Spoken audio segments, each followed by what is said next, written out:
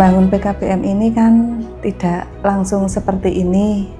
Jadi kita berproses dari misbar, gerimis bubar, belum punya tembok, belum punya atap begitu.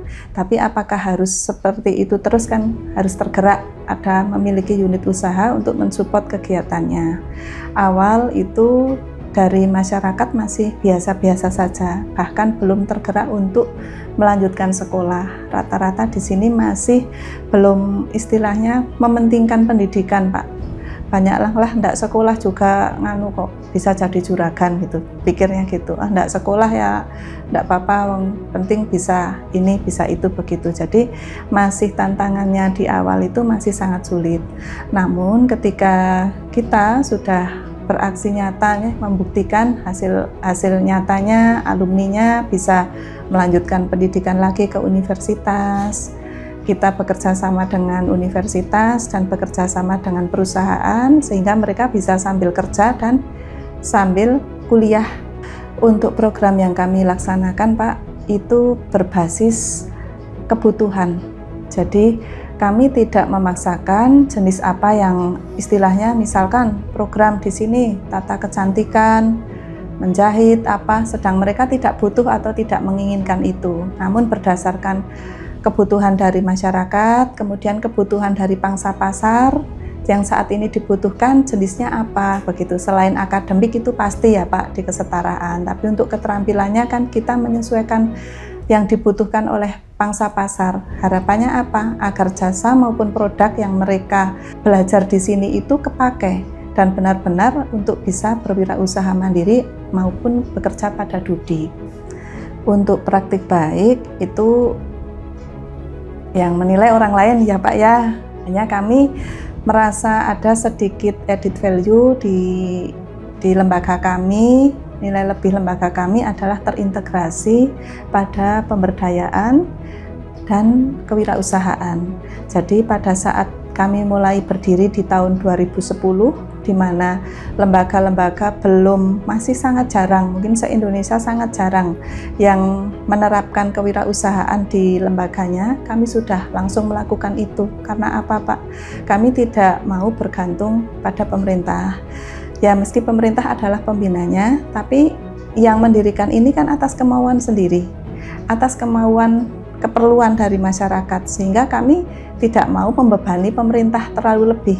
Pemerintah membina dengan suatu istilahnya dampingan itu sudah cukup luar biasa ya. Jadi agar untuk mandiri kita dari mulai berdiri di 2010 itu beriringan kita langsung menerapkan kewirausahaan. Dan kewirausahaan itulah yang menjadikan nilai lebih di PKBM kami, sehingga di beberapa tahun kami menjuarai PKBM terbaik dan juara 1 PKBM teladan, diapresiasi PTK PAUDMI berprestasi, di lembaga berprestasi tingkat nasional kami diamanahi meraih juara 1 nasional karena kemandirian kami dalam mengelola lembaga. Dari operasional, dari manajemen itu terkelola dari kewirausahaan, atas support dari kewirausahaan, sehingga non-profit bisa diimbangi dengan hal usaha profit sehingga bisa seimbang. Pembelajaran di sini banyak sekali hal-hal yang saya dapatkan. Salah satunya yaitu ternyata di sekolah ini tidak mengenal usia, tidak mengenal batasan-batasan antara si pintar dan si kurang pintar, si kaya dan si miskin. Nah itu yang membuat saya, memotivasi saya, ternyata semua orang itu mempunyai kesempatan sukses untuk sama. Entah itu yang tua, entah itu yang muda.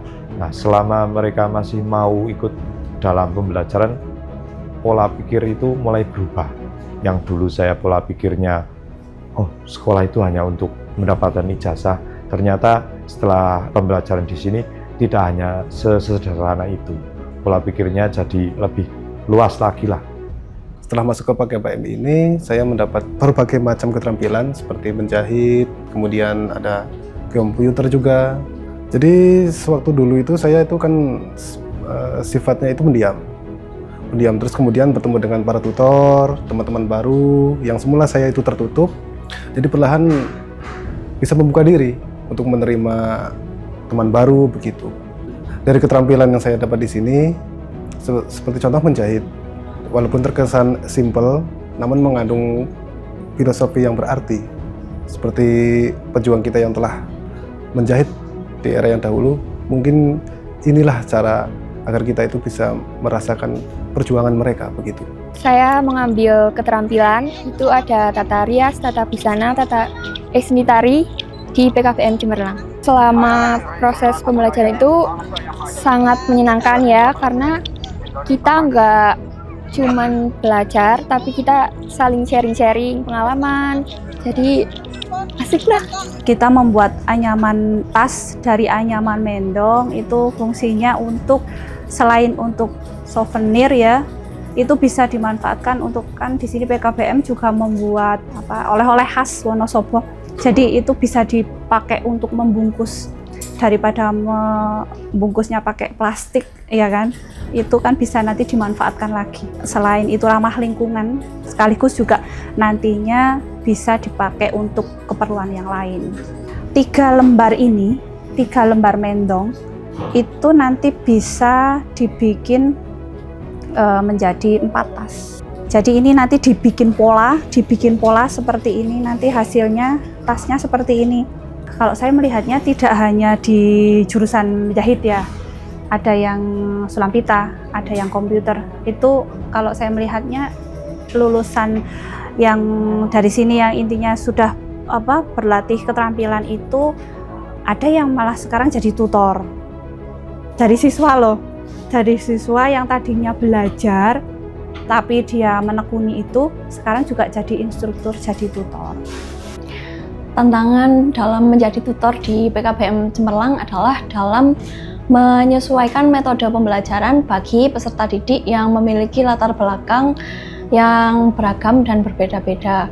Selain itu, kami juga perlu untuk memotivasi belajar peserta didik serta meningkatkan konsistensi belajar peserta didik, terutama dari yang latar belakangnya sudah bekerja atau memiliki kesibukan sendiri maupun anak yang putus sekolah. Untuk program pemberdayaannya adalah meliputi program pendidikan kesetaraan paket A, B, dan C, serta muatan keterampilan bagi peserta didik. Untuk keterampilannya itu macam-macam, ada bahasa Inggris, komputer, mengemudi, menjahit, dan banyak lagi. Menghadapi latar belakang peserta didik yang bermacam-macam itu adalah pertama kali yang dilakukan adalah pendekatan menggunakan empati, yaitu dengan mengenali kebutuhan personal peserta didik yang berbeda-beda. Saya menyadari bahwa manusia itu makhluk yang kompleks, maka diperlukan untuk memahami kebutuhan dan kondisi masing-masing dari peserta didik itu sendiri. Selain itu, untuk pembelajarannya adalah agar lebih menarik adalah dengan memberikan pembelajaran yang kontekstual, yaitu menyampaikan tujuan pembelajaran secara jelas dan berkaitan dengan kehidupan sehari-hari yang dapat diimplementasikan langsung oleh peserta didik.